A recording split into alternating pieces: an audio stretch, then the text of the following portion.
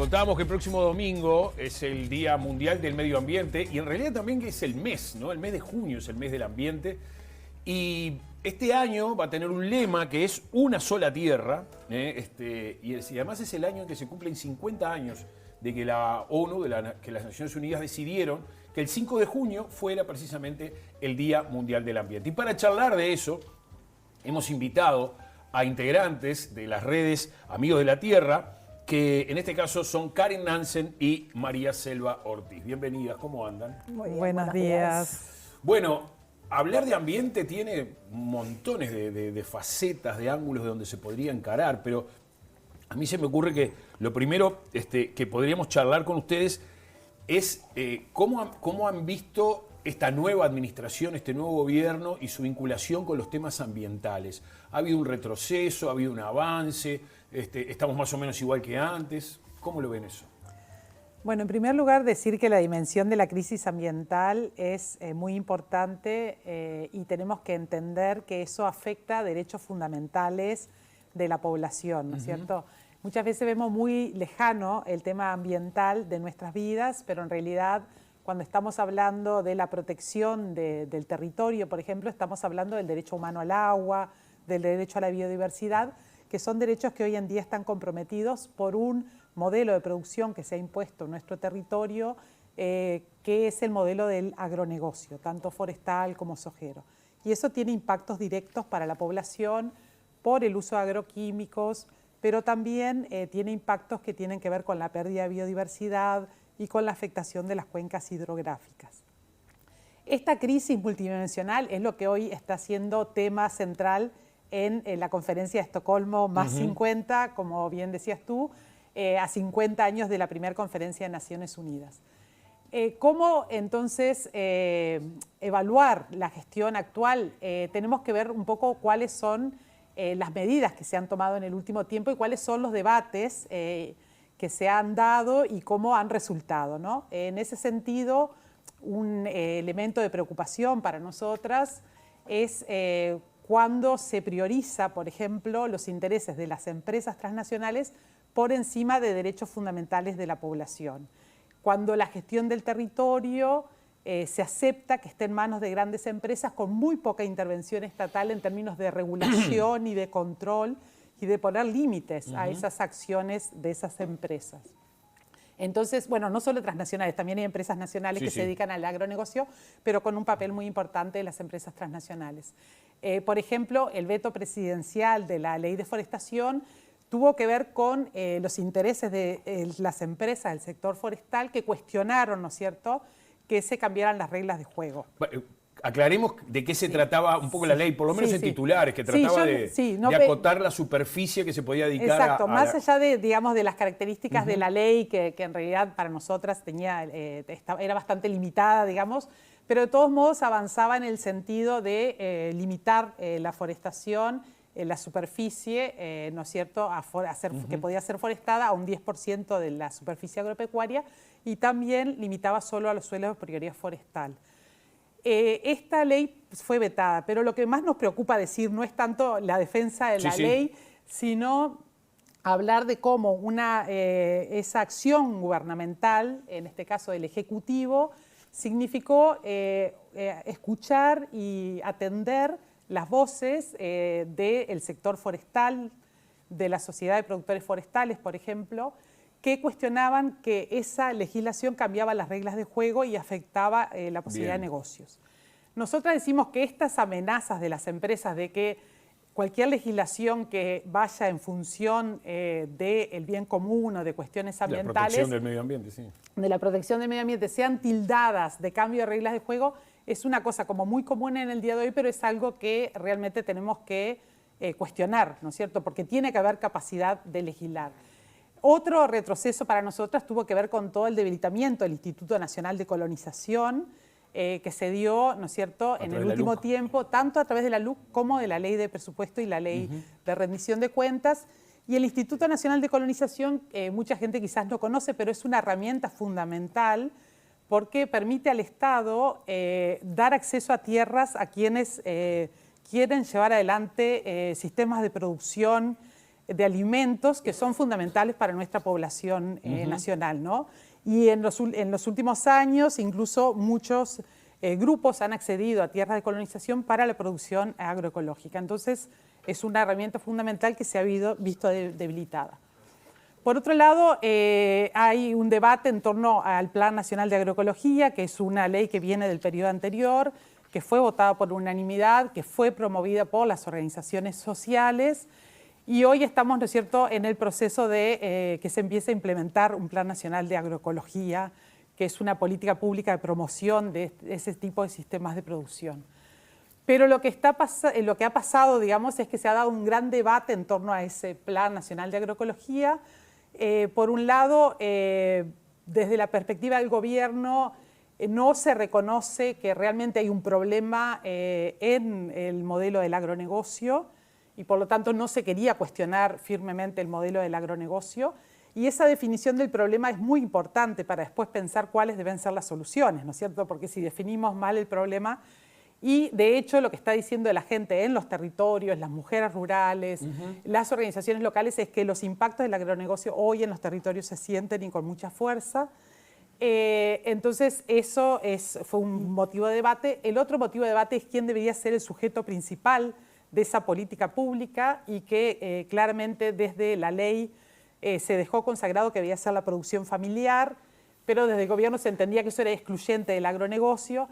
Entonces hay una serie de debates, ¿no es cierto?, en torno al Plan Nacional de Agroecología que las organizaciones continúan dando. Incluso ahora, recientemente, un decreto que cambia el sistema de certificación y desconoce la trayectoria que tiene el sistema de certificación participativa de la red de agroecología, que lleva ya 30 años, un proceso de 30 años, y que realmente es una garantía fundamental, pero que además construye relaciones sociales entre productores y consumidores y que aporta mucho a este cambio de sistemas de producción, ¿no? Entonces, eso es otro de los reveses que hoy estamos presenciando y que está siendo denunciado por la red de agroecología. Y un tema fundamental para nosotras es el agua.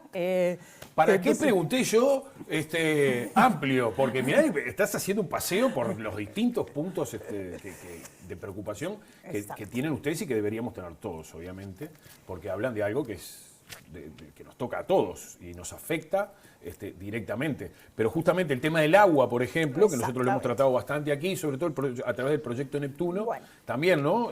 Tiene sus... Es uno de los temas que para nosotros en este 5 de junio es de los más importantes, para Redes, Amigos de la Tierra y para todas las organizaciones, inclusive, que impulsamos la reforma constitucional de 2004, porque entendemos que volvemos a 20 años atrás cuando empezamos toda la iniciativa y el debate. Ahora, volvemos con otro escenario, volvemos con un escenario donde tenemos una crisis ambiental en nuestro territorio, nuestros recursos hídricos realmente están comprometidos y necesitamos ese cambio de orientación que hablaba Karin, de una orientación en donde el cuestionamiento del agronegocio es el responsable de la crisis que tienen nuestros recursos hídricos, por lo tanto tenemos que todo lo que hemos trabajado como en organizaciones, con campesinos, con todos los productores que tenemos en el territorio, que están impulsando la agroecología como un cambio de modelo. Ahora, cuando hablamos del proyecto Neptuno, cuando hablamos que necesitamos otra mirada, es que decimos, bueno, tenemos un Ministerio de Ambiente que es nuevo,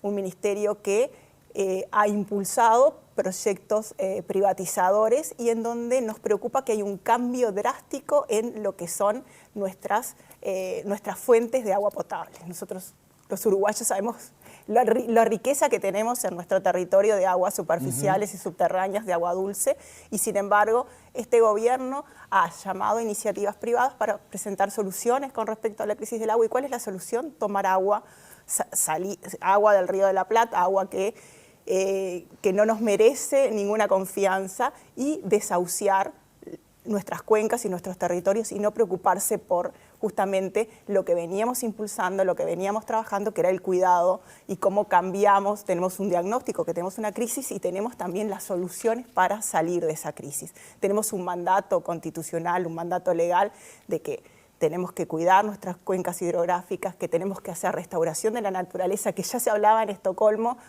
hace 50 años y que en el 2004 quedó impuesta la gestión sustentable de nuestras cuencas hidrográficas y la restauración de la naturaleza en los casos que lo necesitamos.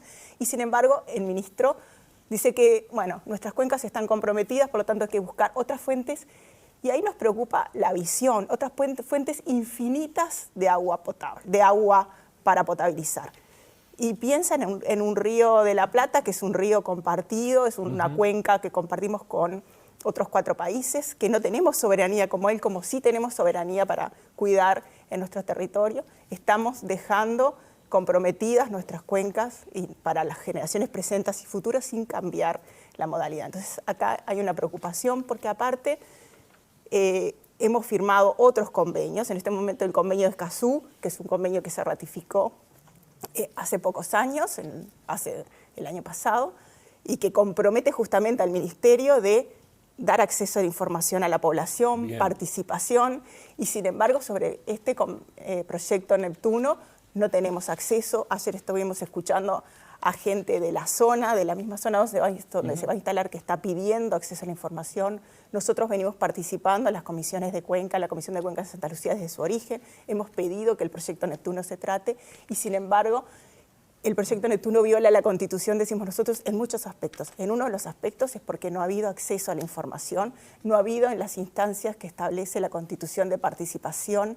El artículo 47 incorporado Exacto. a través de la reforma... Una política nacional de aguas y donde justamente la participación de la sociedad civil en todos los procesos de planificación, gestión y control de esa política nacional de aguas, del agua y saneamiento, no ha sido respetada. No hemos tenido esas instancias y tampoco el acceso a la información y al debate de decir, bueno, no, nosotros queremos que nuestras cuencas hidrográficas se cuiden, tenemos medidas, hemos hecho propuestas, tenemos más propuestas de las que ya están, pero las medidas todavía no se están cumpliendo, tenemos que ser mucho más drásticos. Bien. Y estamos comprometiendo un recurso que es nuestro y de las generaciones futuras. Sin duda alguna, sin duda alguna. Independientemente del tema del proyecto Neptuno, hace 2 años llevamos de la creación, o en realidad de la división del Ministerio de Ambiente del Ministerio de Vivienda y Ordenamiento Territorial. ¿Qué balance hacen de estos 2 últimos años? Bueno, el trabajo del Ministerio de Ambiente. Justamente uno de los elementos que se planteó en ese momento que se iba a priorizar era una política de agua para cambiar la situación de nuestras cuencas hidrográficas. Como uno de los problemas que diagnosticaron más importantes. Exacto, y eso claramente no lo estamos viendo, ¿no? Hoy vamos a estar en Guichón, por ejemplo. ¿Cambios va a haber? O con sí. el proyecto Neptuno, ¿no? Sí. Capaz que no son del... Son falsas soluciones a un problema y que lo agravan mayormente. Claro, y hoy, por ejemplo, bueno, vamos a estar en Guichón en una conferencia en que vamos a hablar de justicia ambiental con la Organización de Vecinos y Vecinas de Guichón por los Bienes Naturales, que es un ejemplo de una organización que se ha dedicado mucho al cuidado del ambiente y a hacer un seguimiento de cuáles son los impactos del agronegocio en su territorio y que fue la organización que denunció, ¿no es cierto?, cómo los efluentes del vivero de UPM estaban contaminando el arroyo Santana. Esto fue negado por la empresa y hace poco fue demostrado a partir de las tomas de agua que realizó la Dirección de Servicios Agrícolas, ¿no? Entonces, lo que vemos es que la población está reclamando soluciones verdaderas, como decía María Selva. Estamos planteando de que ya no se puede sostener este modelo de producción basado en el agronegocio. Estamos hablando de esa afectación que decíamos de derechos fundamentales y tenemos también productores y productoras organizadas generando otro sistema de producción en base a la agroecología. También vamos a estar, por ejemplo, en la Feria del Parque Rodó, el día domingo, para compartir con los productores, productoras y consumidores y consumidoras qué significa este sistema de producción de la agroecología, qué significa en términos de cuidado del ambiente, qué significa en términos de soberanía alimentaria, o sea, de garantizar una alimentación sana para nuestra población. Entonces, las soluciones existen, pero no están siendo priorizadas. Otro elemento que nos preocupa muchísimo es que se están autorizando nuevos eventos transgénicos. De hecho, el presidente de la Cámara Uruguaya de Semillas se hizo eco de las palabras del ministro Matos, que planteó que esta administración actual ya autorizó 19 eventos transgénicos con el mismo equipo y con la misma capacidad técnica que existía antes, pero que ahora se agilizan los trámites porque se evita la discusión política y prometió que no haya ningún tipo de ideología en la aprobación de transgénicos. Eso de evitar y tramitar más rápidamente la discusión política tiene que ver con la no participación, No con la acceso a no la posibilidad información. de acceder a la información y de realmente tener un debate profundo sobre qué tipo de modelo queremos. Y me parece también que concientizar, porque la responsabilidad, más allá de la responsabilidad que tienen los gobiernos, todos los gobiernos, que es una responsabilidad central, yo me había anotado por acá, impulsar a las personas a reflexionar sobre la forma en que consumen, a las empresas a desarrollar modelos más ecológicos, a los agricultores y fabricantes a producir de manera más sostenible, a los gobiernos, obviamente, a invertir en la reparación del medio ambiente, a los educadores a inspirar a los estudiantes a actuar y a los jóvenes a construir un futuro más verde.